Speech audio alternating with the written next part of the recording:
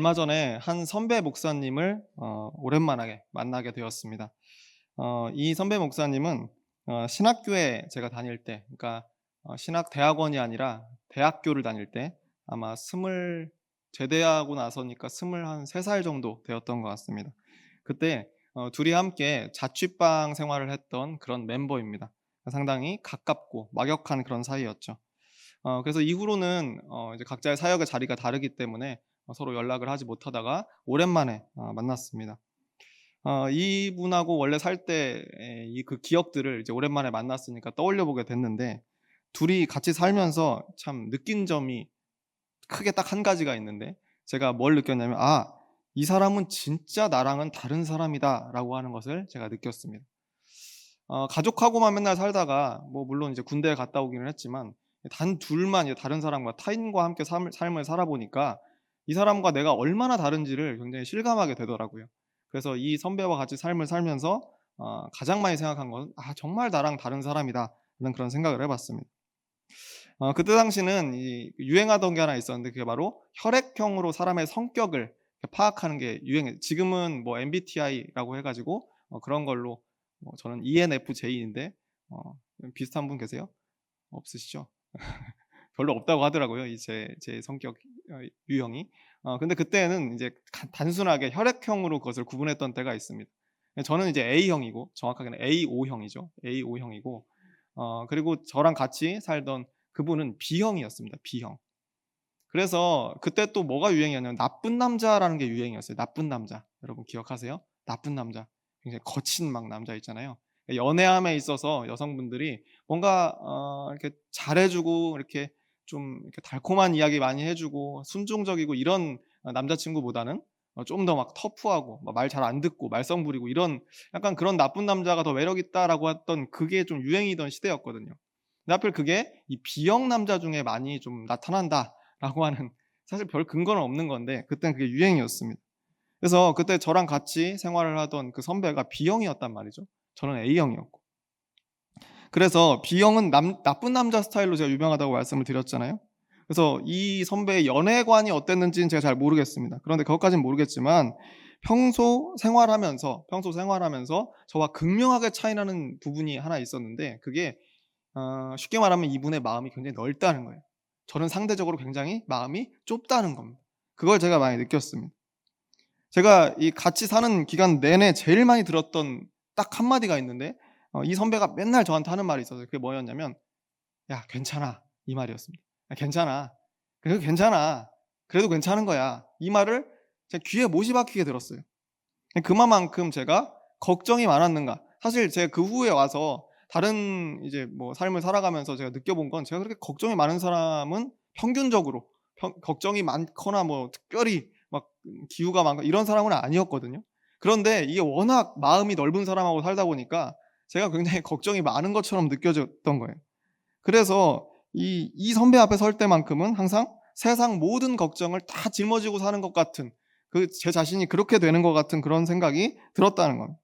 그런데 이 선배는 한결같이 모든 일에 대해서 항상 "괜찮다."라는 말을 입에 그냥 달고 사는 사람이었습니다. 그러니까 둘이 그렇게 다른 겁니다. 그러니까 저는 밖에 나가서 "무슨 일들이 있었다." 이렇게 집에 와서 막 쫑알쫑알하면 "아, 괜찮아. 괜찮아. 그런 거 신경 쓰지 마."라고 하는 것이 일상 다반사였다라고 하는 겁니다. 심지어 실제로 있었던 일 중에 이런 일이 있었어요. 함께 MT를 갔습니다. 함께 이제 그 동아리에서, 말하자면 동아리인데, 그러니까 성가대이면서 합창단이죠. 함께 그 생활을 했었는데, 거기서 이제 겨울에 MT를 떠났습니다. 그래서 봉고차를 하나 빌려 가지고 학생이 운전하고 다 같이 이제 차 타고 이제 떠나고 있었는데, 눈이 좀 많이 온 길, 강원도쯤이었던 것 같아요. 그래서 눈이 많이 와서 빙판길이었습니다. 그 빙판길을 가는데 좀 차가 속도가 좀 빨랐던 모양이에요. 좀 과속을 한 모양이어서 그때 빙판길에 차가 미끄러지면서, 그 차에 한 10명 이상이 타고 있었는데 그 차가 미끄러지면서 중앙 가드레일을 충돌하는 그런 사고를 겪었습니다. 그 안에 저도 있었고 그 선배도 함께 있었습니다.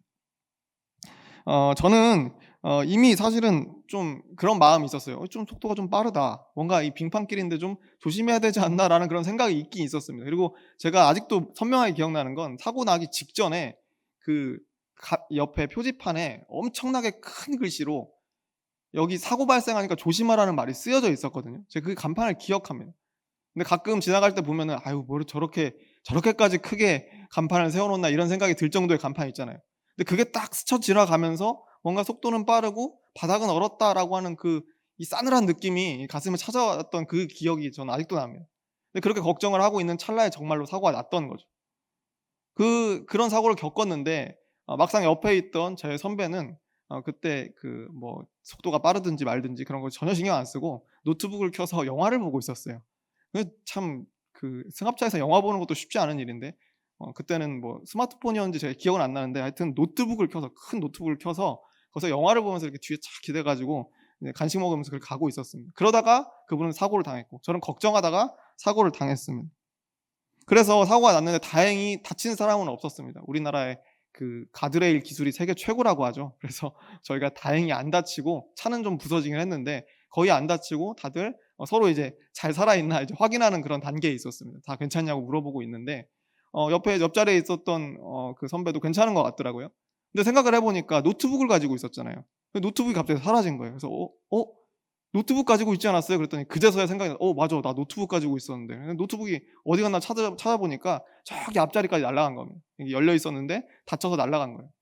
그러니까 그제서야 느그적 일어나서 선배가 "아이고 내 노트북 저거 괜찮나?" 그러면서 이제 간 거예요. 들고 와서 이제 닫혀 있으니까 열어볼 거 아닙니까? 영화 보다 다쳤으니까. 그래서 열어보는데 모두의 이목이 집중돼서 '과연 이게 깨졌을까 안 깨졌을까?' 딱 열었는데 안에 뭐가 보이는 줄 아세요? 저 아직 지금 거짓말이 아니라 진짜로. 영화를 보다가 멈췄잖아요. 외화였거든요. 그래서 안에 밑에 자막이 있었습니다. 그 자막에 뭐라고 써 있었게요? "괜찮다."라고 써 있었습니다. 진짜로. "괜찮다."라고 열었는데 10명이 쳐다보는데 "괜찮다."라고 쓰여 있는 거예요. 차는 다 부서졌는데. 이분은 본인은 둘째치고 노트북까지도 "괜찮다."라고 얘기하는 그런 분이었어요. 그러니까 이런 분하고 제가 삶을 살다 보니까 '아 내가 얼마나 이 마음이 좁은가, 소심한가.' 이런 거를 스스로 한번 자각하게 되는 그런 계기가 되었습니다. 이 "괜찮아."라고 하는 말이 사실 굉장히 간단한 말 아닙니까? 근데 나는 왜 '괜찮아.' 하지 못했는가에 대해서 이 자취를 하는 동안 많이 생각해 보게 되었다는 겁니다. 요즘은 저도 이제 "괜찮다."라는 말을 많이 씁니다. "괜찮아."라는 말을 많이 써요. 세월이 가면서 그만큼 삶에 대한 여유가 좀 생긴 거겠죠. 가족들에게도 제가 참 자주 쓰는 말이 "괜찮아."입니다. 이 말은 듣는 사람도 뭐 그렇겠지만 사실은 "괜찮아."라고 말하는 사람의 그 마음을 참 편안하게 해 주는 그런 말인 것 같습니다. 때로 어려운 일이 분명히 있지만 그런 일이 있을 때에도 입에서 소리 내어서 일부러 "괜찮다. 괜찮아."라고 한마디 하면 확실히 효과가 있는 것을 알 수가 있습니다. 그러니까 이 "괜찮다. 괜찮아."라고 하는 이 말은 참 그 자체로 위로가 되는 '참 좋은 말이다.'라는 생각이 듭니다. 그래서 이 단어에 제가 어원을 한번 찾아봤는데 이게 아마 정확하지는 않대요. 그런데 "괴념치 않다." 내지는 "공연치 않다."라고 하는 말로 추측이 된다라고 그렇게 이야기되고 있습니다. 분명히 그러니까 걱정거리가 없는 건 아니죠. 있긴 있는데 그 걱정거리를 크게 문제 삼지 않고 넘어간다라고 하는 뜻이 이 "괜찮다." 안에 담겨 있는 겁니다. 괴념치 않고 공연치 않다. 문제가 있지만 크게 그것을 신경 쓰지 않고 '내가 지나가겠다.'라고 하는 의지가 담겨 있는 말이 "괜찮다."인 거죠. 참 요즘은 별일 아니어도 참 "안 괜찮아."는 세상 아닙니까? 괜찮아 보이는 일도 "안 괜찮다."라고 이렇게 콕 집어 이야기하는 그런 세상인데 이 "괜찮다."라고 하는 이 말을 모두가 더 자주 쓰면 좋겠다라는 생각이 제가 들었습니다. 복음서에 보면 예수님께서 제자들과 함께 배를 타고 가시다가 풍랑을 만나는 장면이 등장을 하죠. 예수님께서 배를 타고 제자들과 함께 건너가다가 바다라고 되어 있지만 이것은 아마 호수일 겁니다. 근데 갈릴리 호수를 건너가시다가 거기서 풍랑을 만나게 됩니다. 호수에 웬 풍랑이냐 하실 수 있지만 지리학적으로 거기가 그렇게 될 조건을 가지고 있다라고 해요. 그래서 거기서 풍랑을 만나게 되었는데 이 장면이 워낙 유명하기 때문에 마태복음에도 마가복음에도 누가복음에도 모두 기록되어 있는 그런 사건입니다. 그런데 거기에 각각 이렇게 되어 있습니다. 제가 읽어드리겠습니다. 마태복음에는 이렇게 되어 있어요. 바다에 큰 놀이 일어나 배가 물결에 덮이게 되었을 때 예수께서는 주무시는지라 라고 마태복음 8장 24절에 되어 있고요. 또 누가복음에서는 이렇게 기록합니다. 행선할 때 예수께서 잠이 드셨더니 마침 광풍이 호수로 내리침에 배에 물이 가득하게 되어 위태한지라. 누가복음 8장 23절 말씀이고 마가복음에 가면 4장 37절에서 38절 상반절까지 이렇게 되어 있습니다. 큰 광풍이 일어나며 물결이 배에 부딪혀 들어와 배에 가득하게 되었더라. 예수께서는 고물에서 베개를 베고 주무시더니라고 되어 있습니다. 공통적인 표현이 뭡니까? 배에 물이 가득 찼다는 겁니다. 이 경험한 적은 없지만 딱 봐도 누가 봐도 알 수 있잖아요. 위험한 상황이다라고 하는 것은 알 수 있죠. 그런데 이 세 구절에 기록된 예수님의 모습이 어떠합니까? 한결같이 잠이 들어 있었다라고 그렇게 기록되어 있습니다. 놀라운 일이죠. 파도가 조금 높기만 해도 이 배 안에 있으면 정신을 못 차리는데 예수님은 지금 배가 곧 침몰하기 직전의 상황, 배에 물이 다 차서 이제 곧 뒤집힐 그런 상황인데 주무시고 계셨다라고 하는 말씀입니다. 함께 타고 있던 제자들은 풍랑 속에서 예수님을 애타게 찾기 시작합니다. 오늘 본문이었던 마가복음 4장 38절 하반절 말씀에 이렇게 되어 있습니다. 제자들이 깨우며 이르되 선생님이여 우리가 죽게 된 것을 돌보지 아니하시나이까 하니, 우리가 죽게 된 것을 돌보지 아니하시나이까. 제자들이 풍랑이 딱 일자마자 예수님께 달려왔을까요? 아마 아닐 겁니다. 처음에는 인간적인 판단을 내릴 거죠. 이 풍랑이 어느 정도인가? 이게 우리가 좀 비켜갈 만한 일인가? 아마 판단했을 겁니다. 그에 따른 노력도 했겠죠. 왜냐하면 제자들 중에는 뱃사람이 있었어요. 어부들이 있었다고 했잖아요. 그러니까 당연히 가능했을 겁니다. 그래서 이 선장과 선원들을 도와서 버티고 막 밧줄을 붙들고 돛을 붙들고 아마 여러 가지 일들을 했을 겁니다. 그런데 이게 안 된다는 판단이 선 거 아니겠어요? 이건 불가항력이다. 우리가 할 수 없다. 누가 보아도 이건 침몰이다. 라고 하는 그런 판단이 들고 그 무서움이 드니까 이 절망적인 상황에 예수님을 흔들어 깨우기 시작했다는 겁니다. 그러면서 뭐라고 합니까? 선생님이여 우리가 죽게 된 것을 돌보지 아니하시나이까. 정말 이렇게 계속 주무시고 계실 거예요? 정말 이러실 거예요? 우리의 모든 인생을 당신한테 걸고 지금 따르고 있는 이런 우리인데 여기서 이렇게 죽도록 내버려 두실 겁니까? 흔들어 깨우고 있었다라고 하는 겁니다. 당신은 지금 괜찮은지 몰라도 괜찮아서 쿨쿨 잠을 자고 있는 것 같은데 우리는 지금 안 괜찮습니다. 예수님, 우리는 안 괜찮아요. 우리는 죽을 것 같아요. 라고 이렇게 이야기하는 겁니다.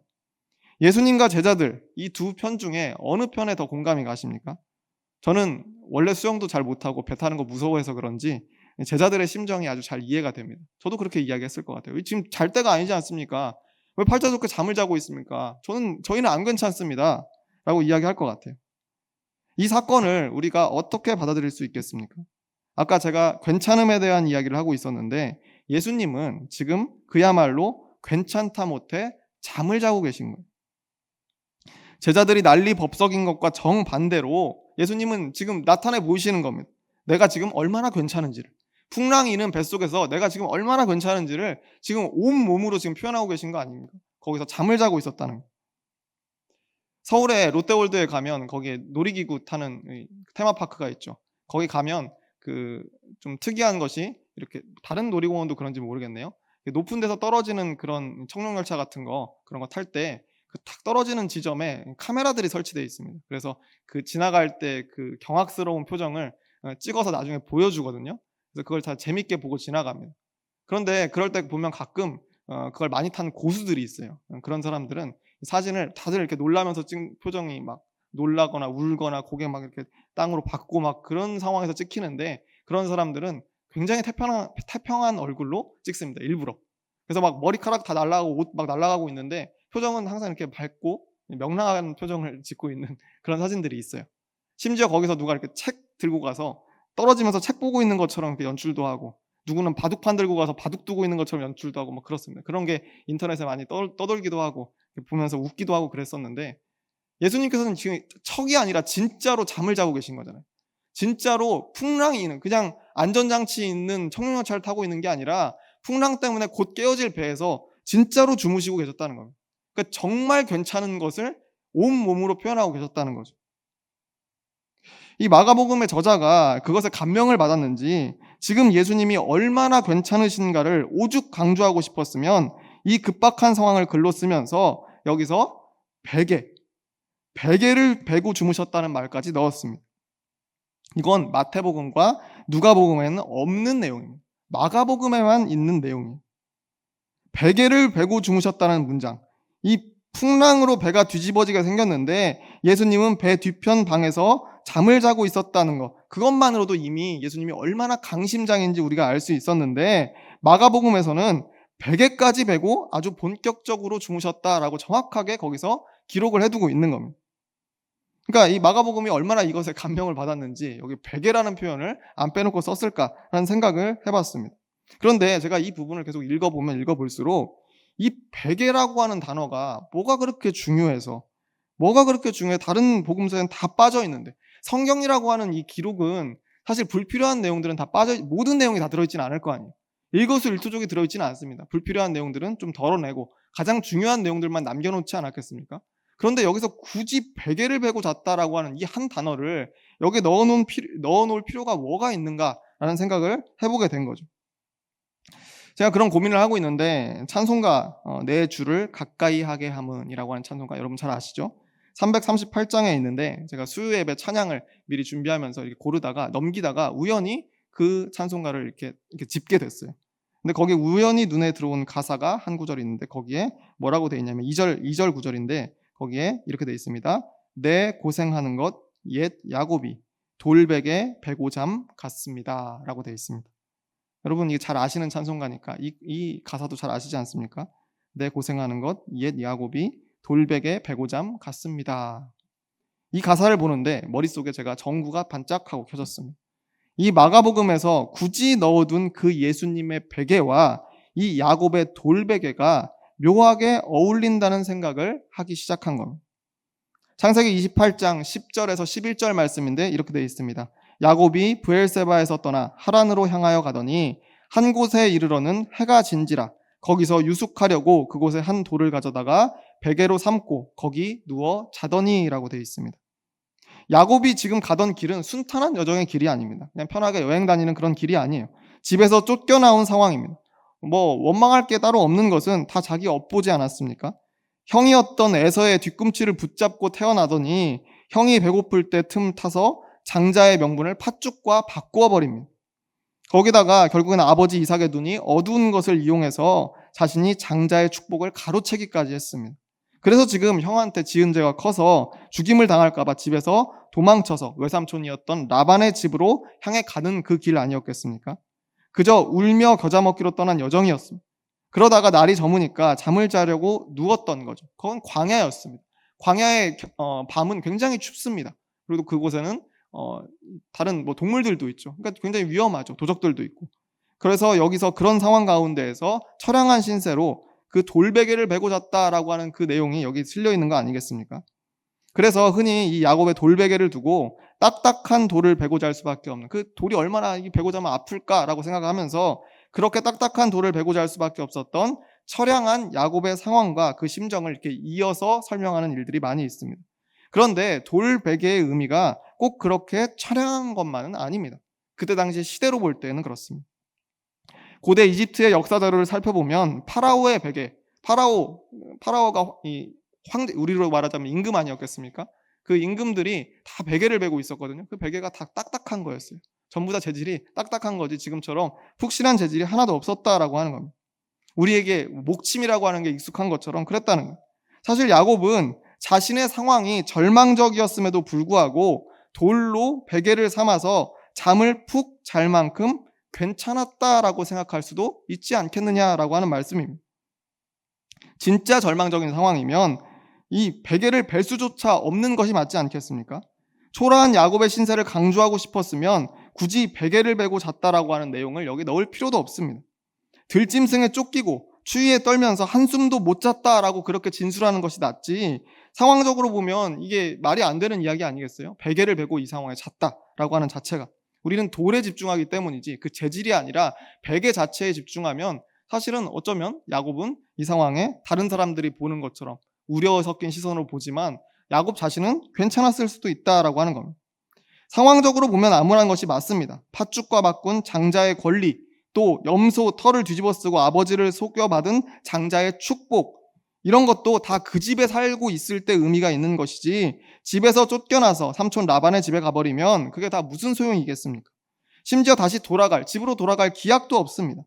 분명히 어머니는 며칠만 우리가 좀 잠잠하면 형이 화가 풀릴 것이다 라고 했지만 이후로 수십 년의 세월을 지납니다. 그러니까 이건 돌아올 기약이 없는 겁니다. 또한 가는 그 집, 삼촌 라반이라고 하는 이 사람이 자신에게 호의를 베풀어 줄지도 사실은 미지수 아니겠습니까? 가는 길도 어렵습니다. 광야길을 지나가야 되는데 목숨을 담보로 해야 되는 고행길이었습니다. 상황으로 보면 분명히 악조건이 맞았는데 야곱은 돌을 베개로 삼아서 잠을 잘 잤다는 겁니다. 정작 본인은 생각보다 괜찮았다는 거 아니겠습니까? 그날 돌 베개를 베고 잠에 빠져든 야곱의 꿈속에 하나님께서 나타나십니다. 창세기 28장 13절과 15절 말씀인데 이렇게 되어 있습니다. 또 본즉 여호와께서 그 위에 서서 이르시되 나는 여호와니 너의 조부 아브라함의 하나님이요 이삭의 하나님이라. 내가 누워있는 땅을 내가 너와 내 자손에게 주리니 내가 너와 함께 있어 내가 어디로 가든지 너를 지키며 너를 이끌어 이 땅으로 돌아오게 할지라. 내가 내게 허락한 것을 다 이루기까지 너를 떠나지 아니하리라 하신지라. 아멘. 이 말씀을 돌 베개를 베고 잠을 자고 있는 야곱의 꿈에 나타나셔서 하나님께서 해주셨다는 겁니다. 하나님께서 야곱이 어디로 가든지 너를 지키며 너를 이끌어 이 땅으로 돌아오게 하시겠다고 약속해 주셨습니다. 무엇 때문에? 조부 아브라함의 하나님이요 이삭의 하나님이라. 그 집안의 장자의 권리와 축복을 너 야곱이 가지고 있기 때문에 아브라함의 하나님, 이삭의 하나님인 내가 너에게도 하나님이 되어주시겠다라고 그렇게 지금 선포하고 계시는 거예요. 약속하고 계시는 거예요. 아브라함에게 약속하셨던 그 큰 민족을 이루라는 그 언약이 대를 이어서 너에게도 여전히 유효하다라고 그렇게 지금 말씀해주고 계시는 겁니다. 분명 주위에서 볼 때에는 야곱이 전혀 괜찮지 않은 상황이었죠. 그런데 야곱은 괜찮았습니다. 돌베개를 주워다가 깊은 잠에 빠질 정도로 괜찮았다는 거예요. 그 괜찮음의 근거가 어디 있었습니까? 하나님의 함께하심과 보호하심이 나에게 약속되어 있다는 믿음 때문, 그 믿음 때문에 그가 괜찮을 수 있었다는 거예요. 비록 얌체같이 혹은 비겁하게 얻어냈을지언정 야곱에게는 분명 장자의 권리가 있었습니다. 장자의 축복이 있었어요. 야곱은 그 사실을 철석같이 믿고 있었기 때문에 세상 모두가 자신을 보고 망했다, 너는 이제 끝났다, 너의 인생은 이제 처량한 인생이다 라고 이야기하더라도 스스로는 아니 괜찮아, 괜찮다라고 그렇게 생각했다는 겁니다. 황량하고 위험한 광야에서 홀로 잠들어도 돌로 베개를 구해서 깊은 잠에 빠질 만큼 괜찮았다는 거예요. 하나님의 축복이 함께하리라는 믿음 때문에 적어도 할아버지 아브라함과 아버지 이삭을 이어 나를 통해 큰 민족을 이루게 하시리라는 그 언약이 성취될 때까지는 나는 안 죽겠구나. 내가 위험한 가운데 있을지라도 안 죽겠구나. 괜찮겠구나. 하나님이 나를 지켜주시겠구나 하는 믿음이 있었다는 겁니다. 그러니까 야곱은 정말 괜찮았던 겁니다. 다시 풍랑에 부서져가는 배 위로 돌아와 보면 주무시는 예수님의 머리에 있었을 그 베개가 어떤 의미인지 이제 짐작이 좀 갑니다. 그것이 푹신한 베개이든 딱딱한 목침이든 야곱이 베고 잤던 그 돌베개이든 그 재질에 상관없이 그 베개는 믿음의 상징이었다라고 하는 것을 우리가 알 수 있습니다. 풍랑으로 배가 깨져가지만 괜찮다고, 물이 배를 덮어서 곧 잠기게 되었지만 괜찮다고, 지금 잠들어 있을 때냐고 흔들어 깨우면서 원망하고 미리 절망에 빠진 제자들에게 괜찮다고, 이게 뭐 그리 호들갑 떨 일이냐고, 괜찮으니까 내가 이 베개까지 베고 잠을 자고 있는 거 아니냐고 제자들을 안심시키면서 일어나셔서 자, 이 베개 좀 들고 있어라 라고 하면서 베개를 건네주시지 않았을까라고 저는 그렇게 상상을 해봅니다. 오늘 본문 39절과 40절 말씀에 이렇게 되어 있습니다. 예수께서 깨어 바람을 꾸짖으시며 바다더러 이르시되 잠잠하라 고요하라 하시니 바람이 그치고 아주 잔잔하여지더라. 이에 제자들에게 이르시되 어찌하여 이렇게 무서워하느냐 너희가 어찌 믿음이 없느냐 하시니. 베개를 베고 세상 모르고 잠들어 계시던 예수님은 아무렇지 않게 풍랑을 잠재우시고 제자들을 돌아보시면서 한마디 하십니다. 너희가 어찌 믿음이 없느냐. 풍랑 속에 잠을 잘 수 있는 여유라고 하는 것은 바로 믿음의 영역입니다. 안 괜찮은 것 같은데 괜찮을 수 있는 것은 믿음 때문에 그렇습니다. 어떤 믿음입니까? 하나님이 우리를 보호하시리라는 믿음입니다. 지금 이 길은 하나님께서 우리를 부르셔서 하나님께서 걸어가게 하셨다라고 하는 그 믿음입니다. 그러니까 이 여정이 끝날 때까지는 우리는 침몰할 수 없다. 하나님께서 우리를 그렇게 되도록 그냥 두지 않으실 것이다. 그 믿음이 있는 사람은 모든 상황 속에서도 괜찮을 수 있다는 겁니다. 침몰해가는 배 안에서 마지막까지 베고 자던 그 예수님의 그 베개가 그 믿음의 징표라는 겁니다. 절망적인 상황 속에서도 괜찮았던 야곱, 그 야곱이 베고 자던 그 돌베개가 그가 가진 믿음의 상징이었습니다.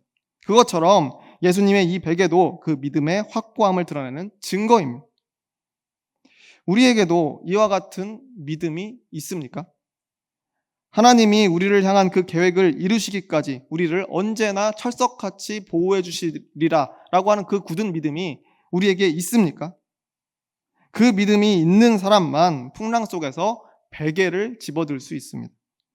그 믿음이 있는 사람만이 빈털터리로 광야에서 홀로 맞는 그 밤에 돌로 베개를 삼아서 팔자 좋게 잠이 들 수 있다라고 하는 겁니다. 안 괜찮은데 괜찮을 수 있는 비결, 그 비결이 바로 믿음에 있다라고 하는 것을 기억하시기를 바랍니다. 예수님의 베개도 야곱의 돌베개도 이제 보니까 그들의 믿음의 분량을 나타내는 귀한 상징이었습니다. 여러분의 베개는 어디 있습니까? 집에 있습니까? 여러분의 베개는 괜찮으십니까? 여러분의 믿음은 괜찮으십니까? 이 물음에 아멘으로 답하는 그런 저와 여러분이 되시기를 주의 이름으로 축원합니다. 기도하겠습니다.